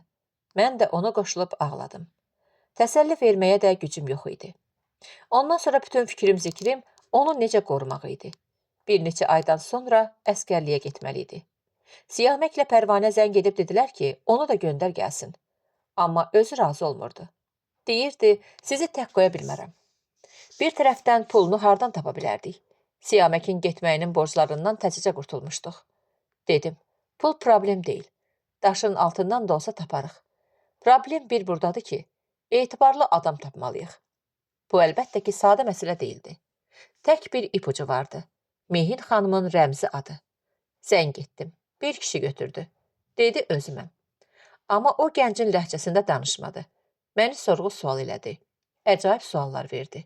Birdən anladım ki, təliyə düşürəm. Daha heç bir məlumat vermədim və dəstəyi qoydum. Siyaməklə Ərdəşirin getməyini təşkil edən Bəhmən ağadan kömək istədim. Bir qədər düşündü. Dedi ki, o dəstənin hamısı tutulub. Sərhədləri indi 5 qat ciddiyyətlə gözləyirlər. Bilmirdim nə edim. Əli qardaşım deyirdi. Niyə matəm tutursan?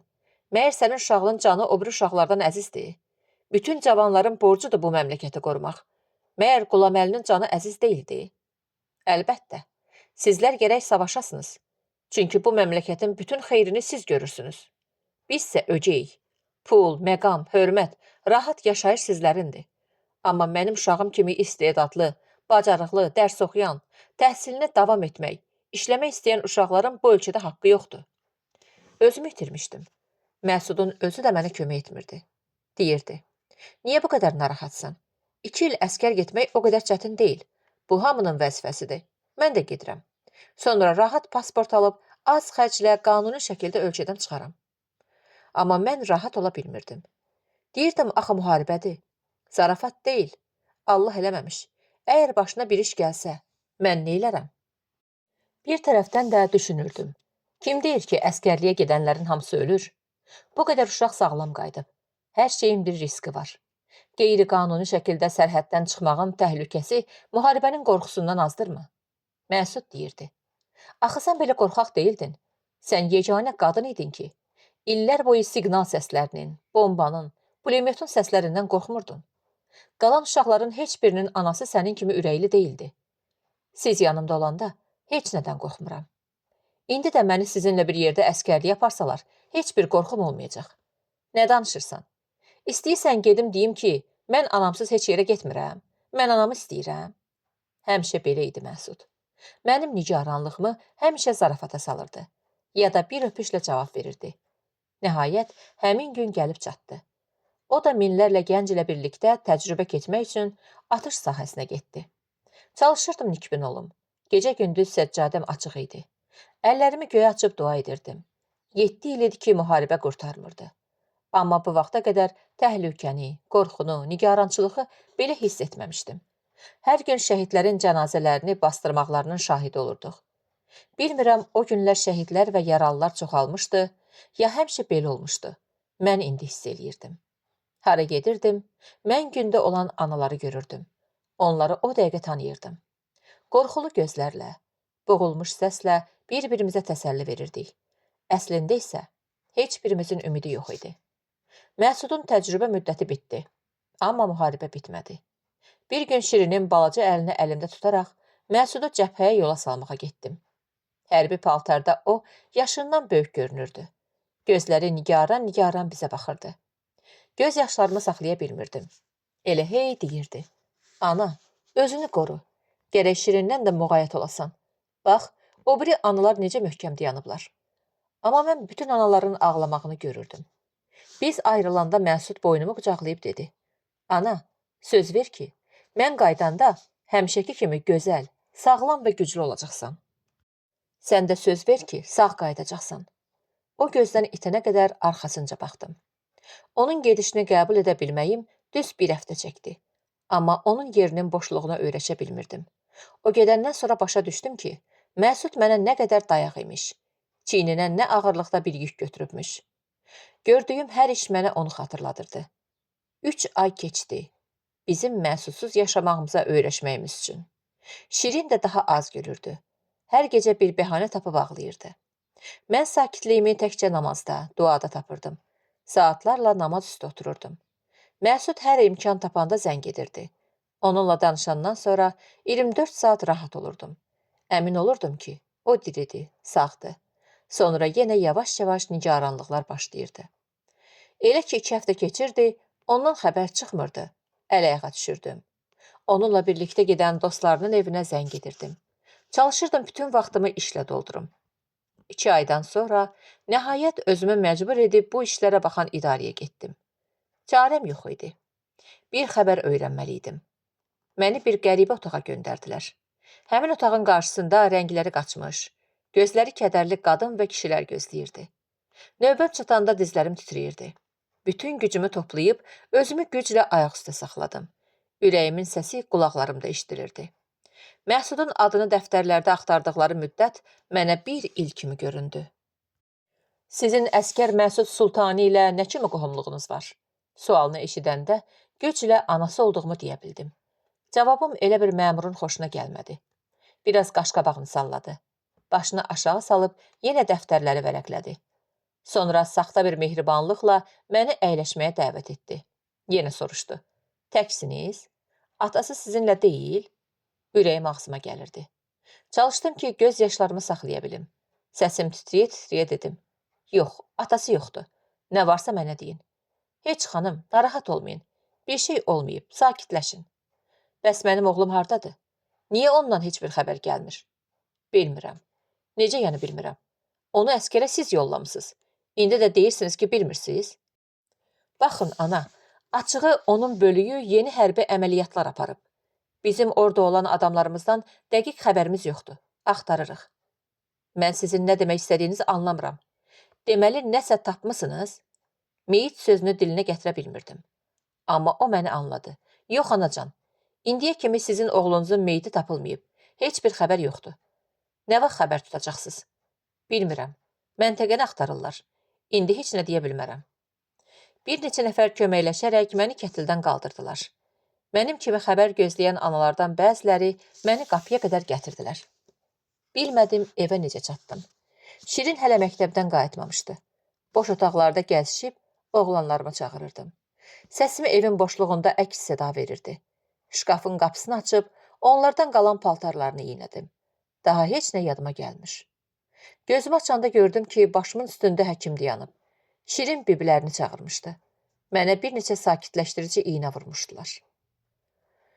Qatarın sərnişinlərinin çoxu əskər idi. Əhvaza gedirdim.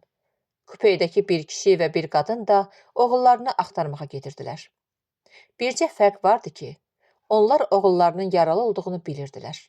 Onların oğlu Əhvaz xəstəxanalarının birində idi. Tehranda yaz idi, amma Əhvazda isti yay havası vardı. Ora çatanda 8 ildə ilk dəfə müharibənin əsl mənasını anladım. Bu nə müsibət idi? Nə qədər ağrı, viran qalmış yerlər, dağıntı. Üzlərin heç birində kiçicik bir gülüş belə yox idi. Gözlərin dərinliyində qorxu və gizli bir istirab vardı. Həmsöhbət olduğum hər kəs elə bir yaslı idi. Qatarda tanış olduğum xanım və ağa Fərahani ilə xəstəxanaya baş çəkdik. Onlar üzündən yaralanan oğullarını tapdılar. Ata, ana və oğlun görüş səhnəsi çox təsirli idi.